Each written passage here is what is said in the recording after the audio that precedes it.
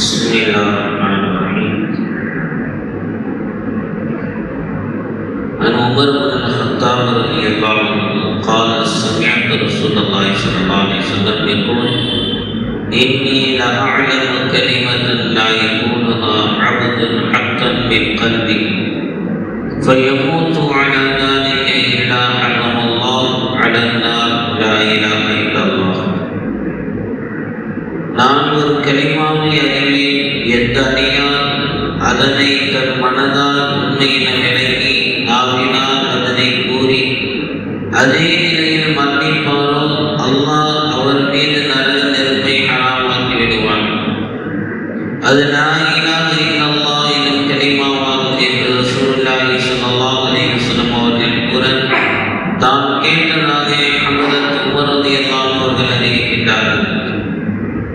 ஹஜ்ரத் ரியால் அன்சாரி ரலியல்லாஹு அன்ஹு அவர்கள் அறிவிப்பதாவது, லா இலாஹ இல்லல்லாஹ் என்ற திருக்கலிமா அல்லாஹ்விடம் மிக கண்ணியம் வாய்ந்ததால் இதற்கு அல்லாஹ்விடம் மிக உயர்ந்த அந்தஸ்து உள்ளது.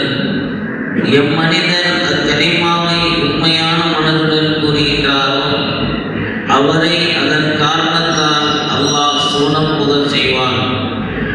எவன் பொய்யான மனதுடன் அக்கலிமாவை சொல்கின்றானோ அவருடைய உயிர் மற்றும் பொருளை அதை உலகில் பாதுகாக்கும். எனினும் நாளை கியாமத் நாளில் அல்லாஹ்வை அவன் சந்திப்பான். அப்பொழுது அல்லாஹ் அது பற்றி அவனிடம் விசாரணை செய்வான் என்று நபி ஸல்லல்லாஹு அலைஹி வஸல்லம் அவர்கள் கூறினார். தெளிவுரை: பொய்யான மனதுடன் கலிமாவை கூறுவதால் இவன் வெளிப்படையில் முஸ்லிமாக தெரிவான். எனவே அவனது உயிர் மற்றும் பொருள்களுக்கு பாதுகாப்பு கிடைக்கும். முஸ்லிம்களுடன் மோதும் காஃபிர்களைப் போல் அவன் கொல்லப்பட மாட்டான். அவனது பொருட்களில் இருந்து ஜிஸ்யாவும் வசூலிக்கப்பட மாட்டார்கள். எவன் தன்னுடைய உள்ளம் தனது நாவை உண்மைப்படுத்தும் நிலையில் லா இலாஹ இல்லல்லாஹ் என்று சாட்சி சொல்கின்றாரோ அவர் சொர்க்கத்தில் தான் விரும்பும் எந்த வாசல் வழியாக நுழையலாம் என்று நபி ஸல்லல்லாஹு அலைஹி வஸல்லம் அவர்கள் கூறியதாக ஹஜ்ரத் அபூபக்கர் சித்திக் ரலியல்லாஹு அன்ஹு அவர்கள் அறிவித்தார்கள். எம்மனிதர் லா இலாஹ இல்லல்லாஹ் என்று உண்மையான மனதுடன் சாட்சி சொல்கின்றாரோ அவர் சூனம் செல்வார் என்ற சுப செய்தியை நீங்களும் பெற்றுக் கொள்ளுங்கள், மற்றவர்களுக்கும் தெரிவித்து விடுங்கள் என்று நபி ஸல்லல்லாஹு அலைஹி வஸல்லம் அவர்கள் கூறியதாக ஹஜ்ரத் அபூ மூஸா ரலியல்லாஹு அன்ஹு அவர்கள் அறிவிக்கின்றார்கள்.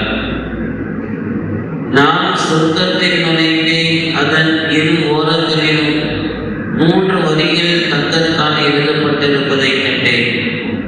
முதல் வரியில் லா இலாஹ இல்லல்லாஹ் முஹம்மது ரசூலுல்லாஹ் என்றும், இரண்டாம் வரியில் நாம் நற்செயல்கள் செய்து முற்படுத்தி அனுப்பி வைத்ததின் நன்மைகளை அடைந்து கொண்டோம், நாம் உலகில் உண்டு உடுத்தி அனுபவித்தவைகளின் பலன்களை உலகில் அடைந்து கொண்டோம், நாம் விட்டு வந்தவைகள் நமக்கு நஷ்டமாகிவிட்டது என்றும், மூன்றாவது வரியில் சமுதாயத்தினர் பாவம் செய்யக்கூடியவர்கள் ரப்பு மன்னிக்கக்கூடியவன் என்றும் எழுதப்பட்டிருந்தது என்று நபி ஸல்லல்லாஹு அலைஹி வஸல்லம் அவர்கள் கூறியதாக ஹஜ்ரத் அனஸ் ரலியல்லாஹு